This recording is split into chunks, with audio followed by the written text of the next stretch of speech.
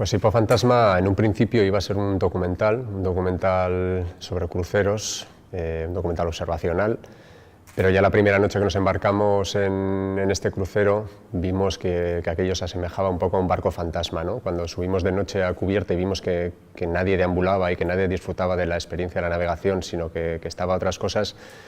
Entonces la idea derivó en una historia de fantasmas, de vampiros, y ahí fue cuando la película también empezó a ir a la deriva, ¿no? Como si fuera un barco a la deriva, y por lo tanto es lo que propone, es un poco una película que propone al espectador que viva la experiencia que vivimos nosotros a la hora de hacer esta película, donde de repente, a medida que íbamos descubriendo